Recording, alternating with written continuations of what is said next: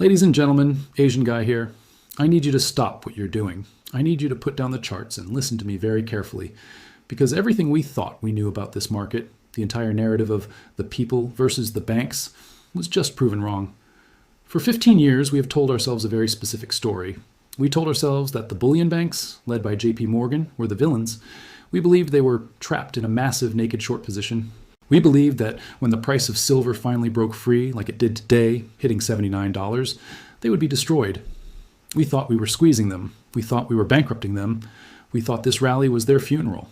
We were wrong. We weren't squeezing them. They were waiting for us. We just received intelligence that completely rewrites the history of the silver market.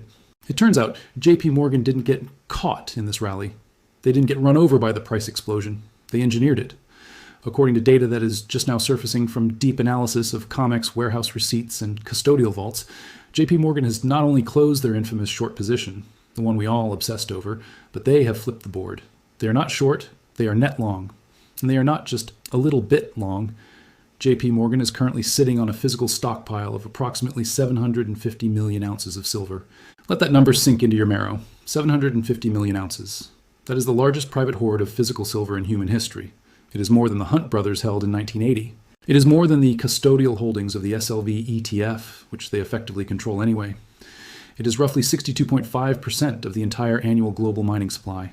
Think about the implications of this. For the last decade, while we were screaming about manipulation, while we were filing complaints with the CFTC, JP Morgan was quietly, methodically backing the truck up to the mine.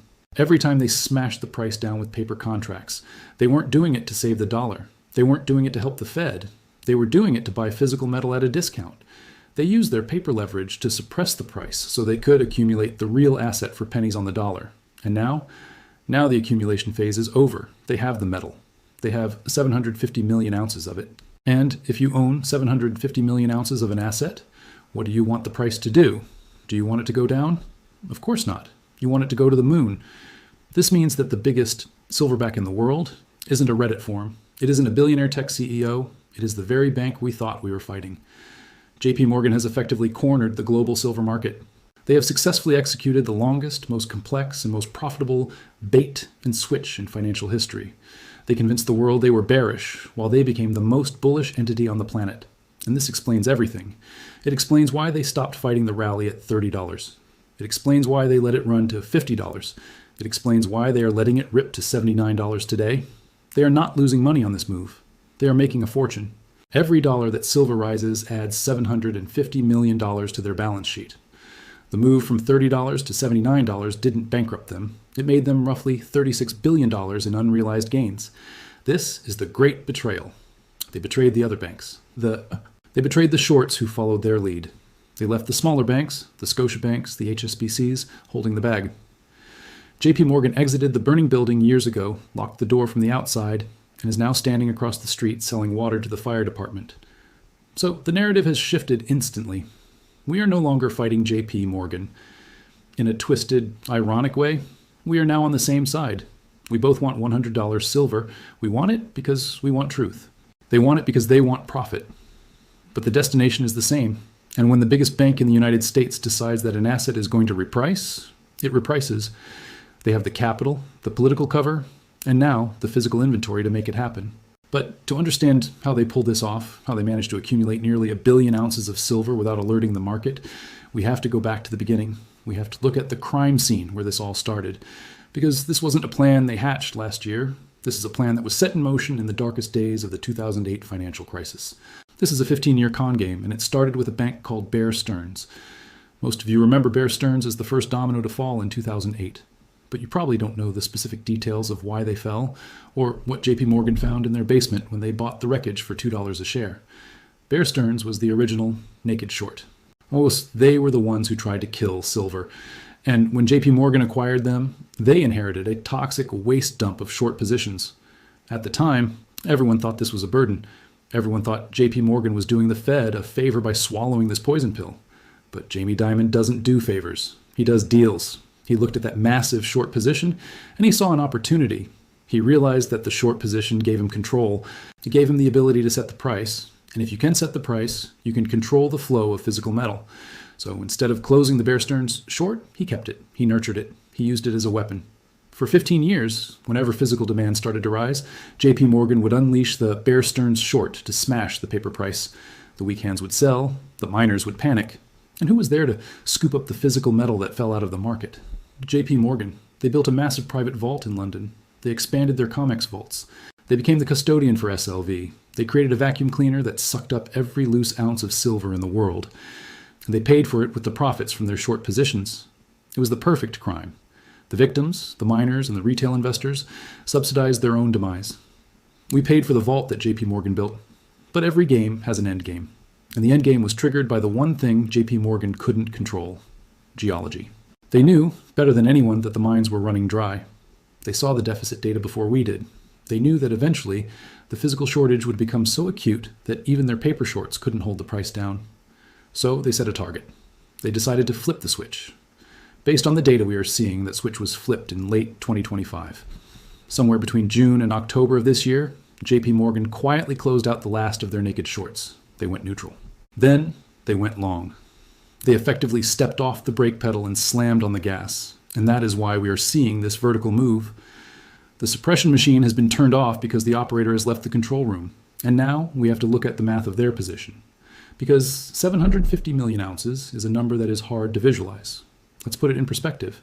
The entire registered inventory of the COMEX, the metal that is supposed to back the entire futures market, is currently hovering around 30 million ounces.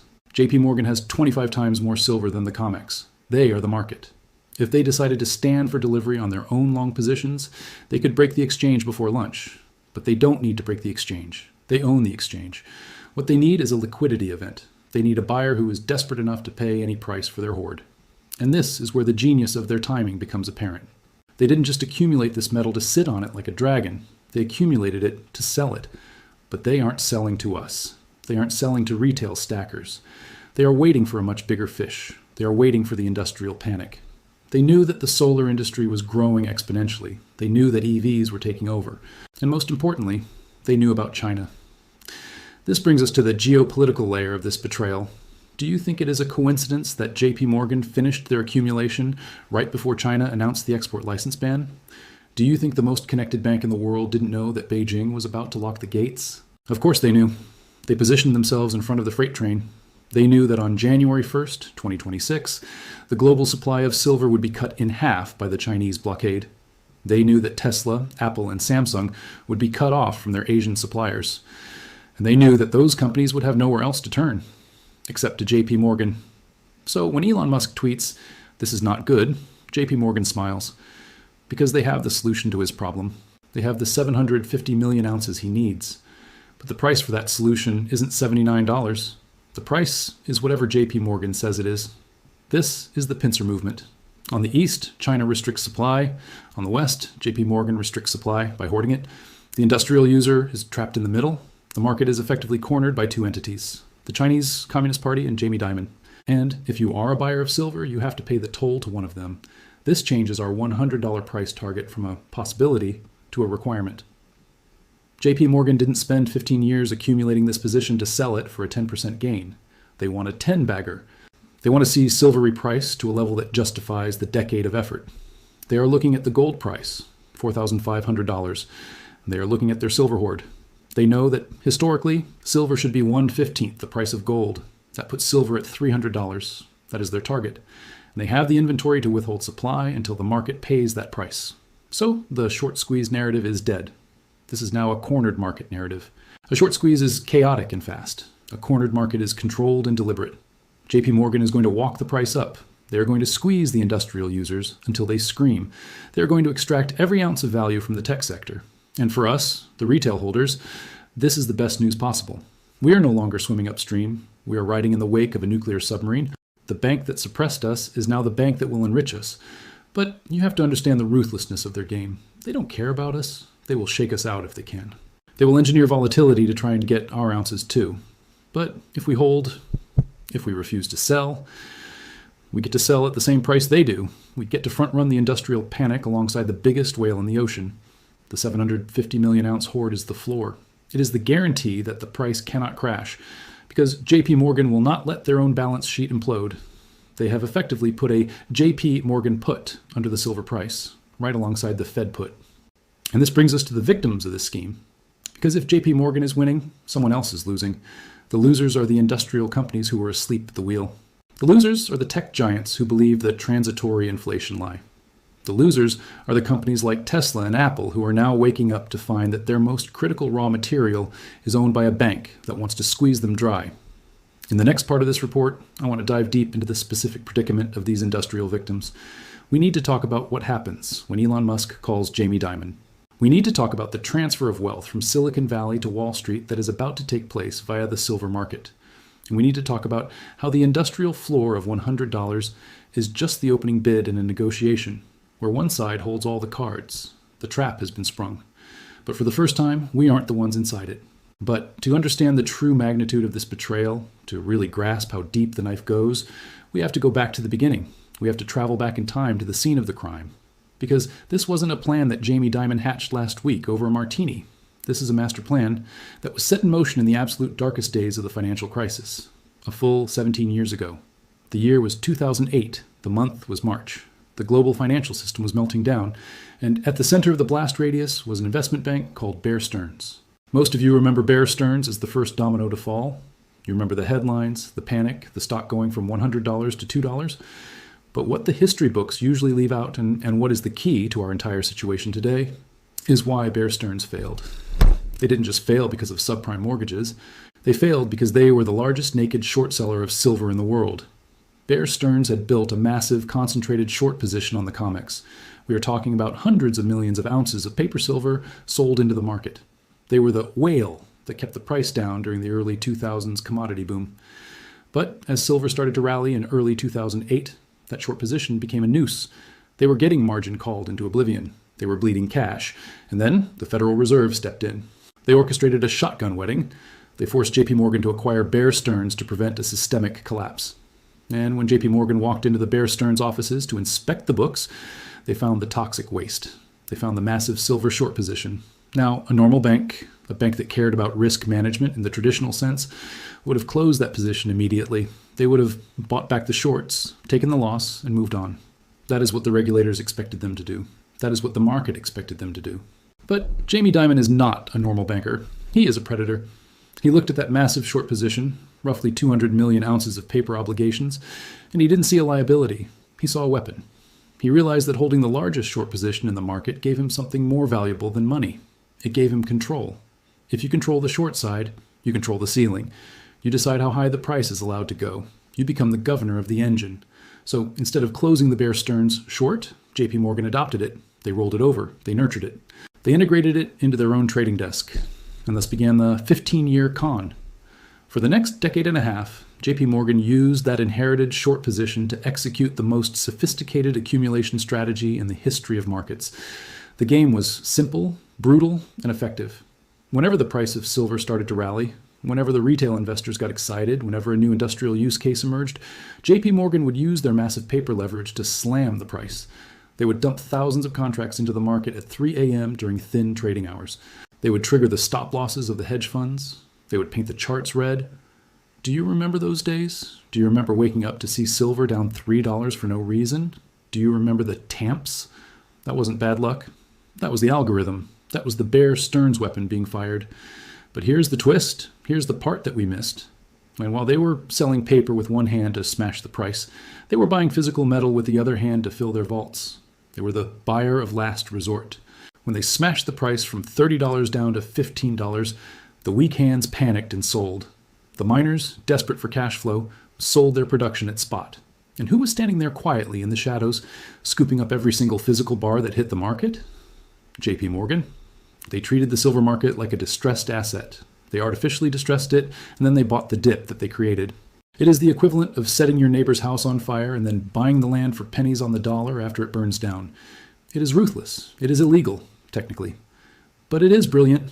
They built a private vault in London. They expanded their COMEX warehouse presence. They became the custodian for the SLV ETF, which allowed them to legally hold massive amounts of retail silver and likely rehypothecate it for their own accumulation. Year after year, ounce by ounce, they drained the market. They turned their paper liability into a physical fortress. And sure, they got caught a few times. They paid a $900 million fine for spoofing a few years ago. The regulators patted themselves on the back. The media said justice is served. But to JP Morgan, $900 million wasn't a fine. It was a transaction cost. It was the cost of doing business. If you pay $1 billion in fines, but you make $50 billion on the accumulation, you do that trade every single day of the week. So for 15 years, the suppression machine ran perfectly. They kept the price low enough to discourage new mining. They kept the price low enough to bore the retail public to death. Silver is a dead rock, the pundit said. It never moves. That was by design. They wanted it dead. They wanted it boring. Because if it was exciting, you would buy it. And they didn't want you to have it. They wanted it all for themselves. But every accumulation phase has a limit. Eventually, you run out of room in the vault. Or more importantly, eventually the fundamentals become so overwhelming that you can no longer hold the beach ball underwater. That moment arrived in 2025. The structural deficits we talked about in previous reports, the solar demand, the EV demand, the China situation, became too large to ignore. JP Morgan realized that the paper smash game was ending. The physical shortage was becoming acute. If they kept shorting into a true physical shortage, they risked blowing up. They risked becoming the next Bear Stearns. So they pivoted. And this is the flip that has changed the world today. According to the data we are seeing, sometime between June and October of 2025, JP Morgan executed the final stage of their plan. They quietly, systematically closed out the massive short position they had held since 2008. They bought back the paper, they went neutral, and then they went long. They shifted their entire book. They took the 750 million ounces of physical silver they had accumulated over 15 years, and they reclassified it. It is no longer a hedge. It is now their primary speculative position. They moved from the short side of the ledger to the long side. Do you understand what this means for the price suppression? The entity that was spending billions of dollars to keep the price down is now incentivized to spend billions of dollars to push the price up. The counterforce is gone. The wind is no longer blowing in our faces. It is blowing at our backs. And not just a gentle breeze. We have a hurricane at our backs. This is why the price teleported to $79. In the past, when we hit $75, JP Morgan would have stepped in to cap it. They would have defended the line. Today, they stepped aside. They let it run. In fact, they probably helped it, because every dollar that silver rises now makes their 750 million ounce stockpile more valuable. Let's do the math on their profit. They accumulated this hoard at an average cost basis of probably $20 an ounce over the last decade. Today, the price is $79. That is a profit of $59 per ounce. Multiply $59 by 750 million ounces. That is roughly $44 billion in profit. And that is just at $79. If silver goes to $100, if it goes to $200, we are talking about the most profitable trade in the history of banking. And the beauty of their plan, the dark, cynical beauty of it, is that they used us to fund it. They used the retail investors' despair to buy cheap. They used the mining companies' desperation to secure supply. They bled the industry dry for 15 years so they could feast for the next 50. So when you look at that chart going vertical, do not think it is a meme stock rally. This is a JP Morgan release rally. The weight has been lifted off the spring. And the most terrifying part for the rest of the market, for the industrial users like Tesla, is that JP Morgan is now the gatekeeper. If Elon Musk wants silver, he can't go to the COMEX anymore because the COMEX is empty. He has to go to the vault that Jamie built. He has to knock on JP Morgan's door and ask for a price. And Jamie Dimon is going to look at Elon Musk, smile and say, "The price is whatever I say it is, because I have the metal and you don't." This is the transition from market manipulation to market domination. They suppressed it to own it. Now they own it to squeeze it. The Bear Stearns legacy wasn't a curse for JP Morgan. It was the greatest gift they ever received. It gave them the cover to steal the world's silver supply while everyone was watching the stock market. But now the lights are on, the vault doors are open, and we can see the hoard. 750 million ounces. It is a staggering amount of metal. In the next part of this report, I want to break down exactly what 750 million ounces looks like in the context of the global market. We need to compare it to the mining supply. We need to compare it to the deficits. Because when you run the numbers, you realize that JP Morgan doesn't just have a large position. They have the nuclear codes for the silver price, and they are about to enter the launch sequence. And when you actually sit down and run the numbers on this 750 million ounce position, the scale of what JP Morgan has done stops being a trade and starts looking like a hostile takeover of the periodic table. We throw around numbers like millions and billions in finance all the time, so we get desensitized. But in the physical world of commodities, geology has limits, and JP Morgan has pushed those limits to the breaking point. Let's look at the first and most terrifying metric: global mining supply.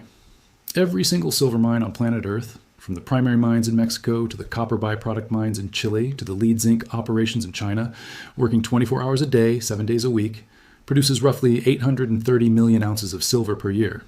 That is the hard ceiling. You can't print more ore. JP Morgan is sitting on 750 million ounces. Do the math. That is 90% of the entire annual mining output of the human race. Imagine if one company bought 90% of all the oil produced in the world in a year. Imagine if one company bought 90% of all the wheat. We would call that a monopoly. We would call it a national security threat.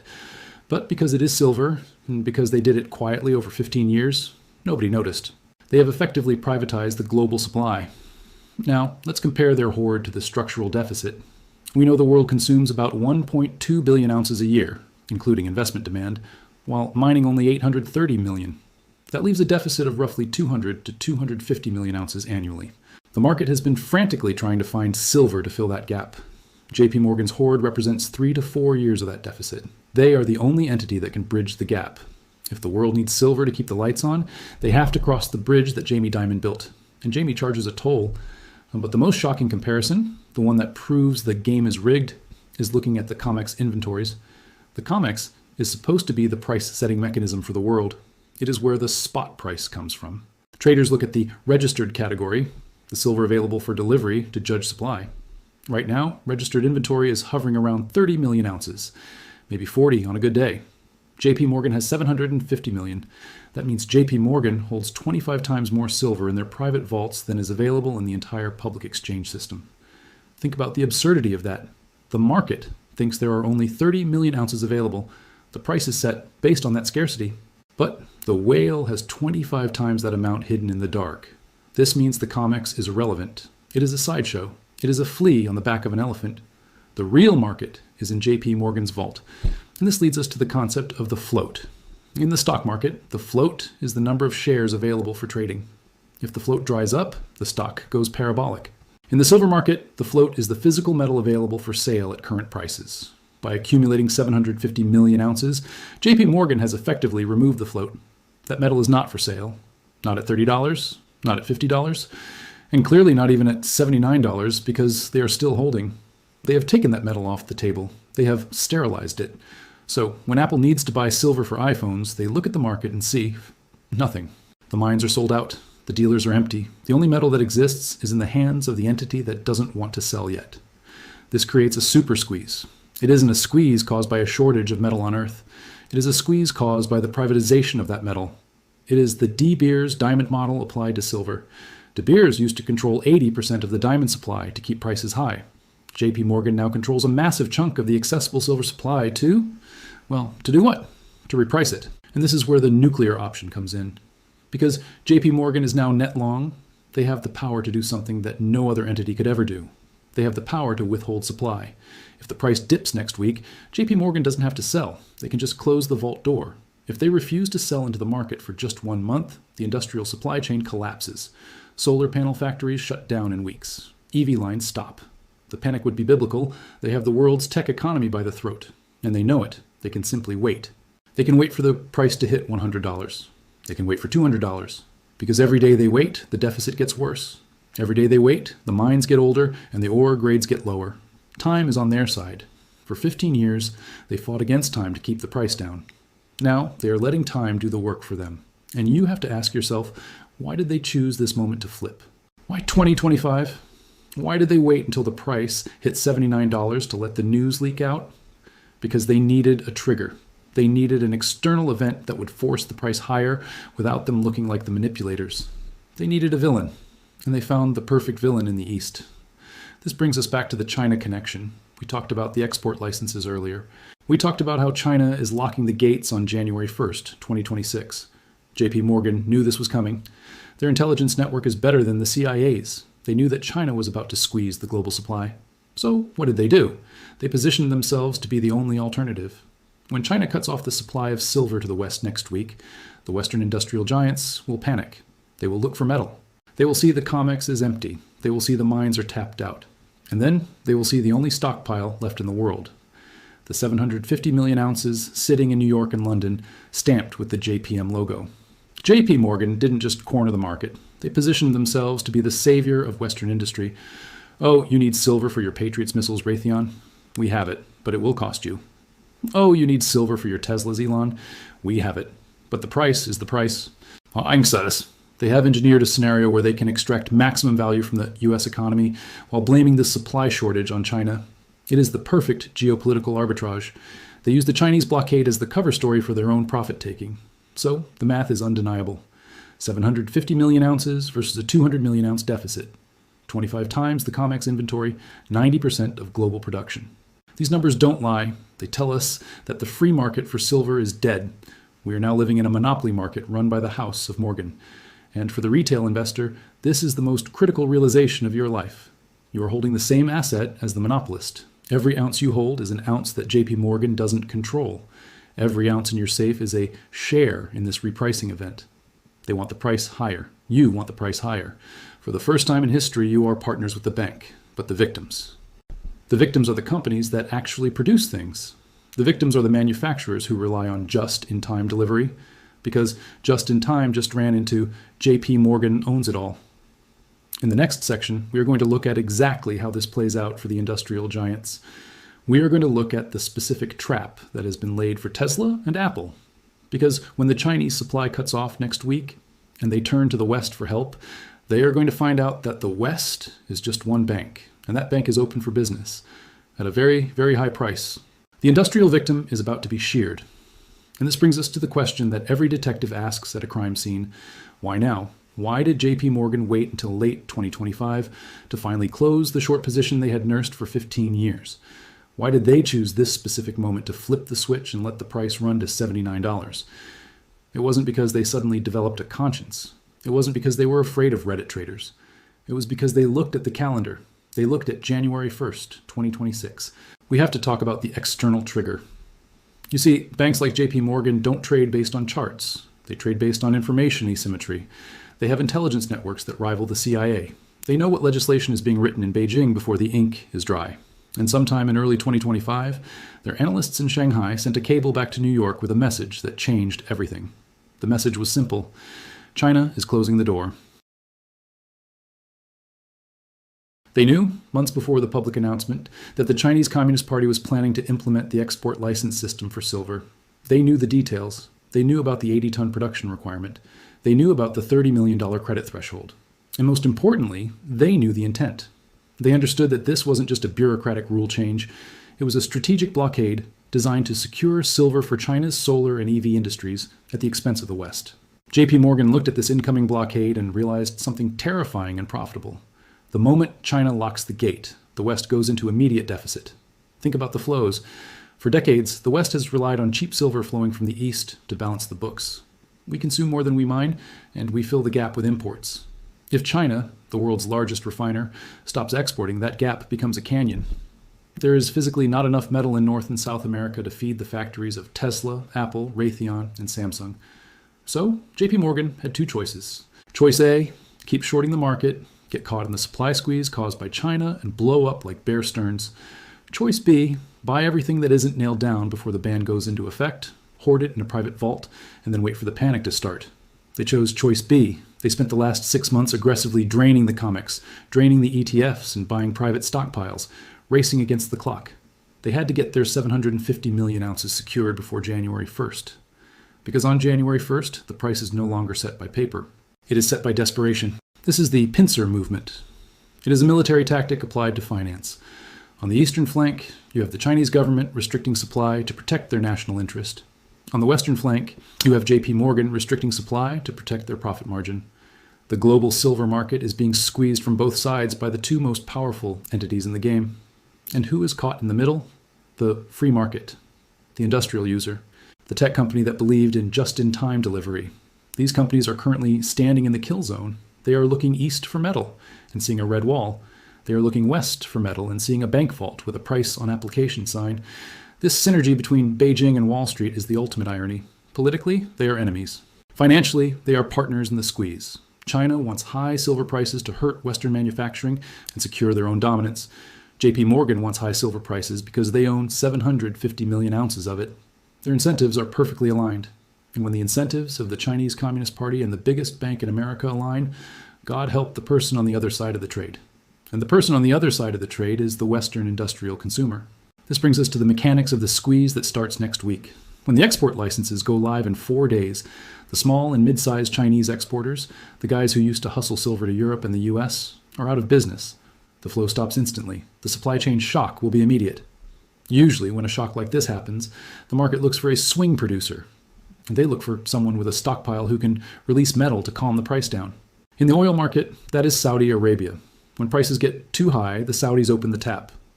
In the silver market, the only entity with a stockpile big enough to be a swing producer is JP Morgan. But here's the difference. JP Morgan is not a central bank. They have no mandate to keep prices stable. They have no mandate to help the economy. Their only fiduciary duty is to their shareholders. And the best way to serve their shareholders is to not open the tap. It is to keep the vault door shut tight. It is to let the panic build. It is to let Tesla call them, begging for metal, and then say, call us back next week when the price is higher. They are going to squeeze the West dry. They are going to use the Chinese ban as the excuse. Oh, we'd love to sell to you cheap, they will say. But, China cut off the supply. It's a global shortage. Our hands are tied. The market price is the market price. They will wash their hands of the manipulation while cashing the checks. This is why the arbitrage we talked about earlier is dead. The 750 million ounce hoard ensures that even if the price in Shanghai rips higher, JP Morgan doesn't have to ship metal there to capture the spread. They can just reprice their own hoard in New York to match Shanghai. They bring the Shanghai price to New York without moving a single bar. They import the inflation. And you have to appreciate the scale of this setup. 750 million ounces is not a trading position. It is a strategic reserve. JP Morgan has effectively privatized the strategic silver reserve of the United States. The US government sold off its own strategic silver stockpile decades ago, and they have nothing. If the Department of Defense needs silver for cruise missiles next week, they don't have a government vault to go to. They have to go to Jamie Dimon. They have to buy back the metal that the US allowed to be privatized. This gives JP Morgan political immunity. The regulators can't go after them for cornering the market because the government needs them. The government needs that hoard to be accessible in a crisis. So JP Morgan is untouchable.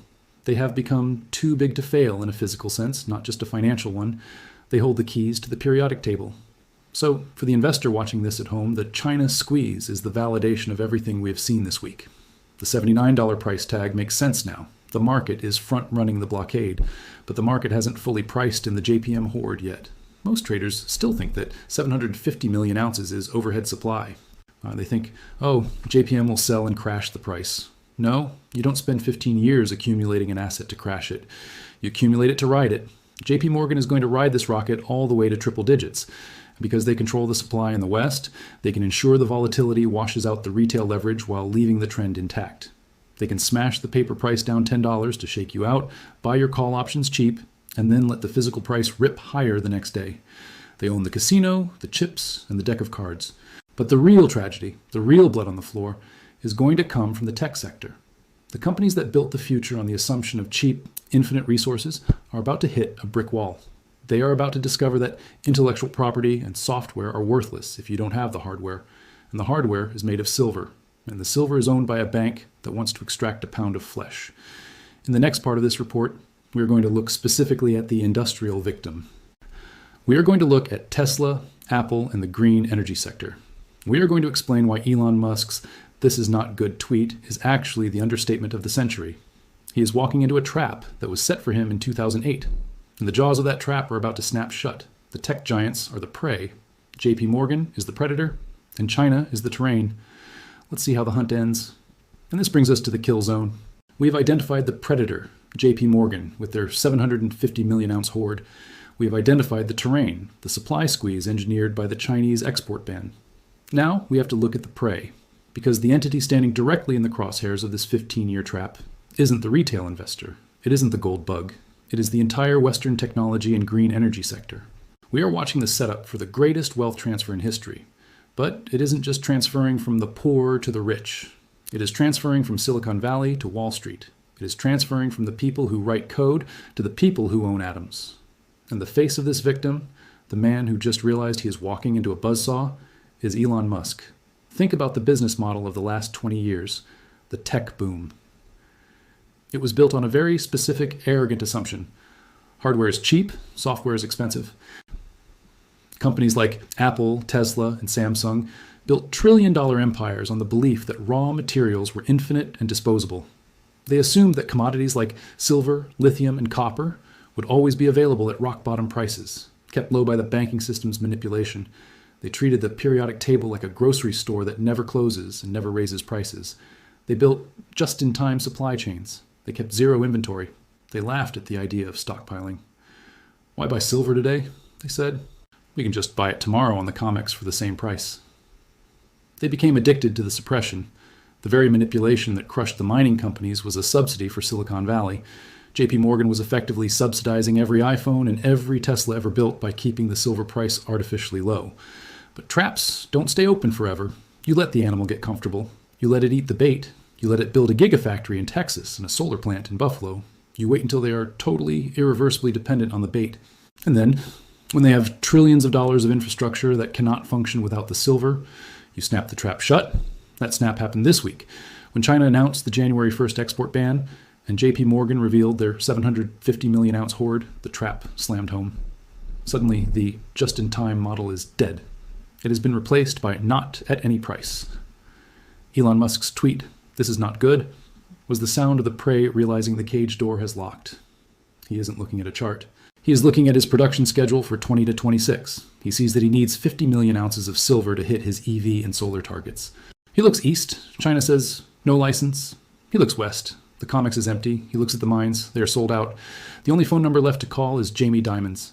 And this is where the negotiation happens. This is where the wealth transfer occurs.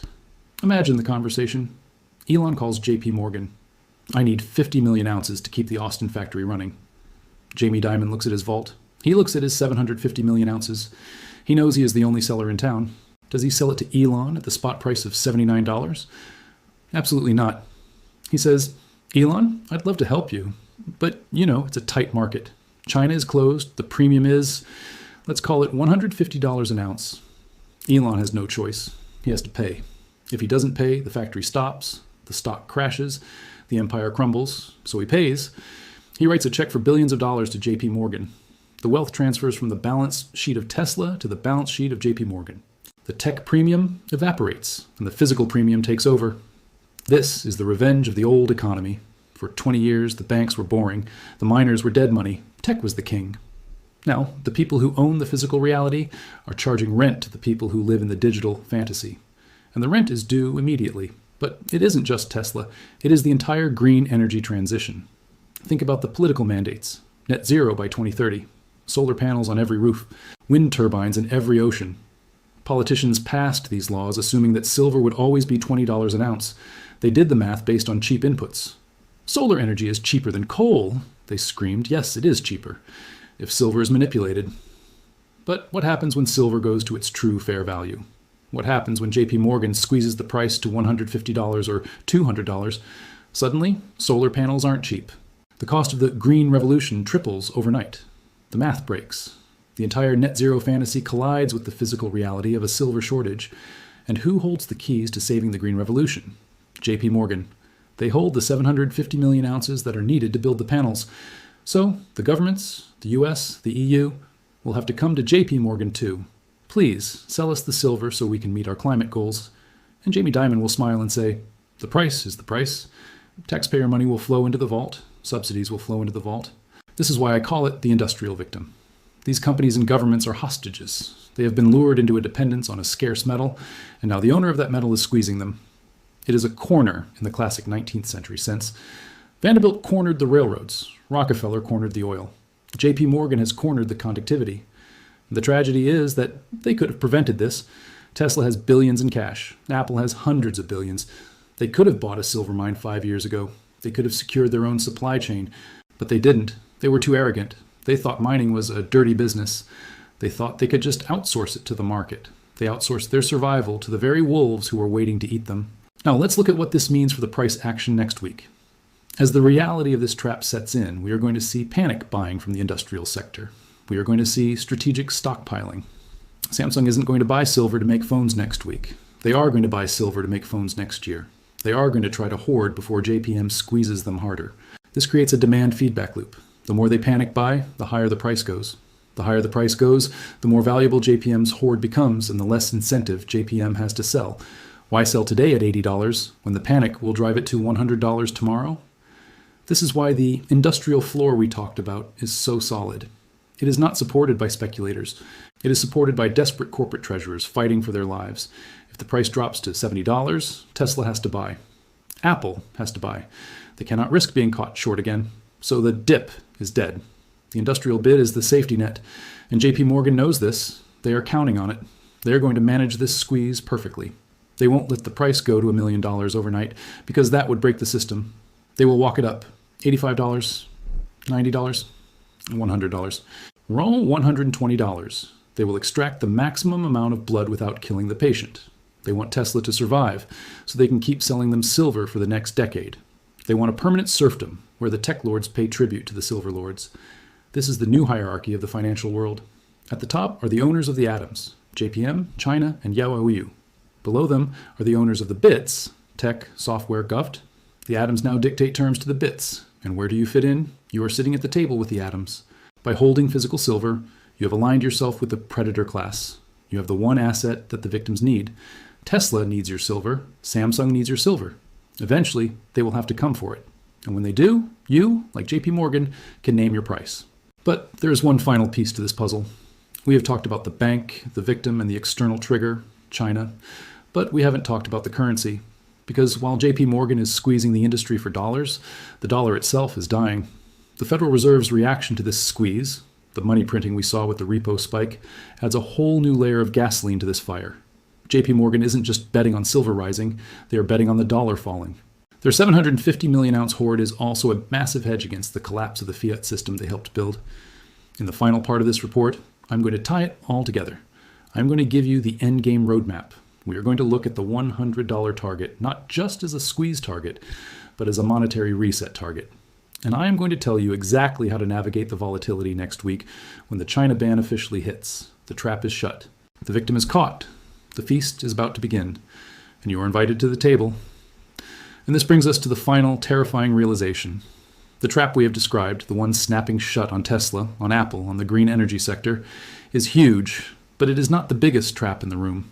There's one more victim in this story, one more entity that is being sacrificed to feed the new order. That victim is the US dollar. You have to look at JP Morgan's 750 million ounce hoard and ask yourself the ultimate question.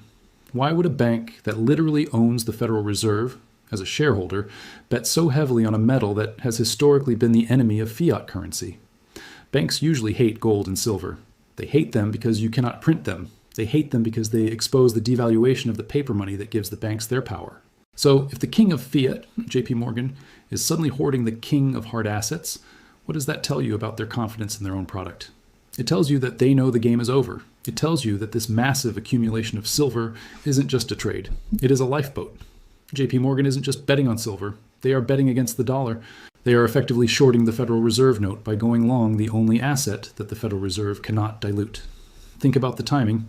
We have the China export ban starting on January 1st. We have the repo spike of $17 billion this week. We have the national debt spiraling past $36 trillion. Jamie Dimon sees the math.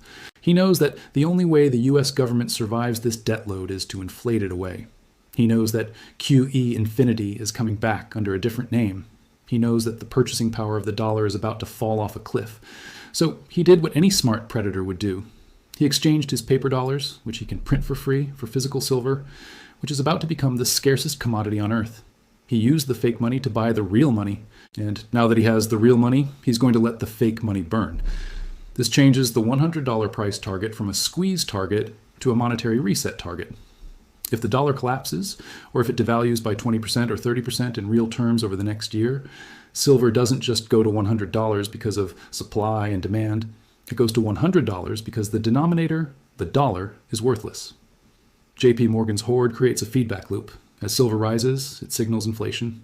As inflation rises, people dump dollars to buy silver. As people dump dollars, the Fed prints more to save the bond market. As the Fed prints more, silver rises faster. JP Morgan is positioned to profit from every step of this collapse. They are the arsonists who bought fire insurance right before lighting the match. And the 750 million ounces in their vault is the policy that pays out in real wealth, while everyone else gets paid in depreciating paper. So how do we navigate the end game that starts next week? We are walking into the volatility of the China ban, January 1st, and the return of the institutional traders, January 2nd.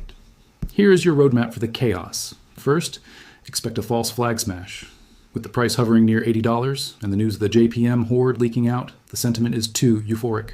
The banks, even JP Morgan, might try one last washout to clear the leverage. They might use the confusion of the New Year holiday to dump paper contracts and trigger stop losses. They might try to push the price down to $72 or $70 to make it look like the rally is over. Do not fall for it. This is not a sell signal. It is a bear trap. They want to shake you out of your physical position one last time before the repricing. They want to buy your call options for pennies. If you see a red candle next week, smile. It is an invitation to buy at a discount to reality. Second, watch the premiums. If the spot price drops, but the price of physical coins and bars stays high or goes higher, that is the signal that the paper price is broken. In a true sell-off, premiums collapse. In a manipulated smash, premiums rise because the smart money buys the dip. Watch the Shanghai premium we discussed. If Shanghai stays at $85 while New York drops to $75, the arbitrage magnet will rip the price back up within days. Third, prepare for the industrial panic bid. Sometime in mid-January, the reality of the China ban will hit the supply chain managers. We will start hearing rumors of force majeure from suppliers. We will hear about delayed shipments. This is when Tesla, Apple, and the others enter the market. Their buying will not be subtle. It will be violent. They will gap the price up $5 or $10 overnight. This is the vacuum squeeze, where there are simply no sellers left at the current price. This is when we cross $85 and march straight to $100. And finally, the exit strategy. People always ask me, Asian guy, when do I sell? Do I sell at $100? Do I sell at $150? And my answer is always the same. Sell for what? Do you want to sell your silver, the asset that JP Morgan, China, and Elon Musk are fighting over, for dollars? Do you want to trade the asset that is going up for the currency that is going down? That is suicide. The only time you sell silver is when you are trading it for another real asset. Sell it to buy land. Sell it to buy a business. Sell it to pay off your mortgage and become debt-free. But do not sell it to put numbers in a bank account, because that bank account is owned by the very people who just betrayed the world. That bank account is denominated in the currency they are betting against. We are witnessing the end of an era. The era of paper silver died today. The era of just-in-time manufacturing died today. The era of trusting the bank died today. We are entering the era of the real. In this era, he who holds the gold, the silver, the oil, and the land makes the rules. He who holds the paper derivatives gets eaten. You have survived the bear market. You have survived the manipulation. You have survived the boredom. You are still here, and you are holding the metal. You are sitting at the table with the giants. JP Morgan has 750 million ounces. You have your stack. You are partners in the greatest repricing event of our lifetimes. So hold the line. Ignore the volatility. Watch the vault. The trap has snapped shut on the industrial world, and you are holding the key that unlocks their survival.